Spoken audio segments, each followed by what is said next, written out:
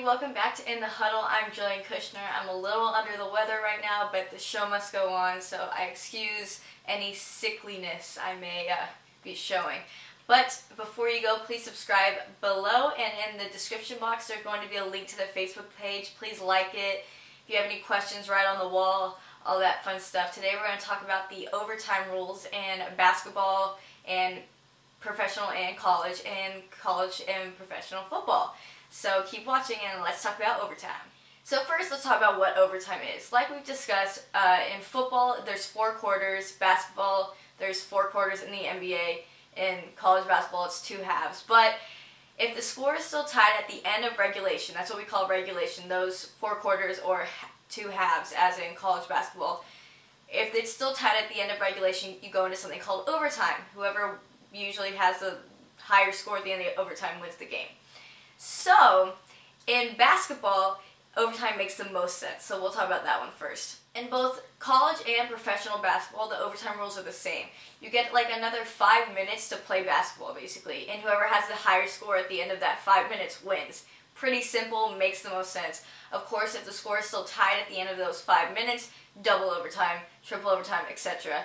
I don't know when they'd actually stop it. I've seen triple overtime in the NBA that I've been to. There was some college basketball game a couple of years ago. It was amazing. I think it was Syracuse and UConn, maybe? It was like 7 overtimes, but it's awesome. So they keep it going. They'll keep it going. Probably stop around like 20 though. That would be my guess. Basketball overtime is like, just makes the most sense. It's so great. Perfect way to do overtime in my opinion. Okay, so football overtime is a little different. We'll start with the NFL because it's just the absolute worst thing in the world. I've mentioned that before, how much I hate the NFL overtime.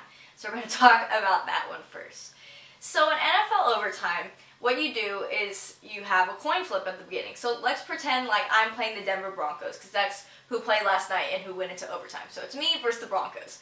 So at the start of overtime, we do a coin toss. Let's say I win the coin toss. So I elect to receive it first because it usually helps out to receive it first.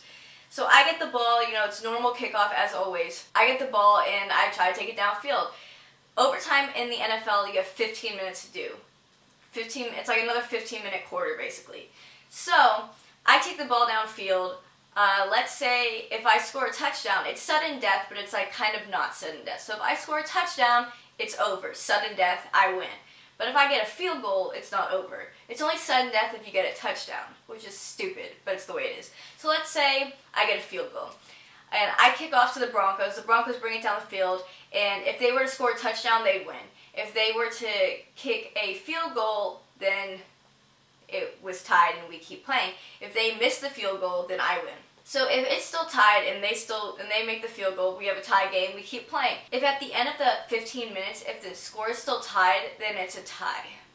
Yes. You can still tie in the NFL. I think I've mentioned it before. You can have ties in the NFL. It's so stupid. But you can have ties. So if the score is still tied at the end of those 15 minutes, there's no double overtime in the NFL. It's a tie. That's that. It's a tie. Yeah. Really, probably the worst overtime rules there are. The only ties I know of in sports is in the NFL you can have a tie, and in soccer I believe is the only other sport where you can have a tie. Everyone else really just does overtimes until someone's a winner. Not the NFL. No. You didn't get paid millions to win a game. You got paid millions to tie. Come on, man. Yeah. Anyway, hate the NFL OT rules, and now let's talk about college, which actually makes so much more sense. So I used to hate college football overtime rules until I realized how much better they were than the NFL. I just find them a little weirdly complicated. So let me explain this, and for this example, I'll be me playing Alabama. So let's say me and Alabama are tied at the end of the game, which would be great because they're like the best team in the country. So tied at the end of regulation, and then we do a coin toss. In college football, if I win the coin toss, I would want to defer. I'd want to get the ball second. I'll explain why in a little bit. Therefore, if I defer, Alabama gets the ball first. They get the ball at the opposite team's 25-yard line. So they have 25 yards to go to the touchdown. So they try to get a touchdown. Let's say if they can't convert on 4th down or whatever it is, they kick a field goal. They have 3 points on the board. Regardless, you need to get on the board. That's it. You just have to get on the board. Why I would want to get the ball second is because I know how much I need to score in order to win, or in order to keep the game going. So if they got a touchdown, I'd be like, okay, I have to get a touchdown too. If they get a field goal, I'm like, okay, I can score a touchdown and win, or I can score a field goal and push it into double overtime, which is why I would want to get the ball second. So like I said, if I score a touchdown, I win the game. If I get a field goal as well, we go into double overtime. In double overtime, I get the ball first since I deferred the first time. So same type of thing. If I get a touchdown and they don't, I win. If I get a field goal and they get a touchdown, they win. If I get a field goal, they get a field goal, we keep playing. Or if I get a touchdown, they get a touchdown, we keep playing. So then triple overtime. Triple overtime was changed, I think in like 2012 we changed this. We made a new rule that in the third overtime, instead of kicking an extra point after you score a touchdown, you have to get a 2-point conversion. So that's just getting 2 points instead of 1. It's running a play from the 2-yard line. So it's like a normal play from the 2-yard line. Which, the reason they implemented this is to make it harder for teams to continue overtime. Because it's really hard to get a 2-point conversion. It's not that easy. So in starting in triple overtime, you have to get a 2-point conversion as well. So let's say I score a touchdown and I get the 2-point conversion. Alabama scored a touchdown, they don't get the 2-point conversion, I win. And of course, vice versa. You have to get that 2-point conversion. So of course, both teams could get the 2-point conversion. We continue on to 4 overtimes. I think the most I've seen in college football is 5 overtimes. I think that's the most I've seen. But college rules, they're a little complicated, but they make the most sense in my opinion.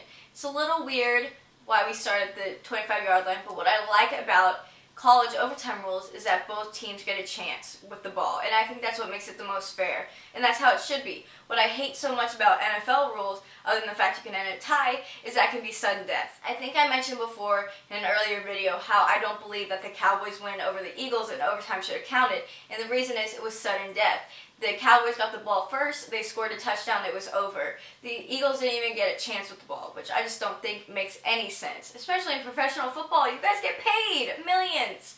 At least let the other team get the ball. Come on, man.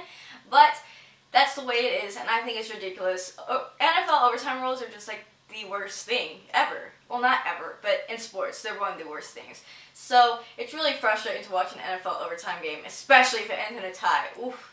Those are the worst, but I hate the sudden death rule. So hopefully that helps y'all understand the overtime rules in these various sports. If you guys have any more questions, please just ask me on Facebook, on the Facebook page, or whatever, and I'd be happy to answer.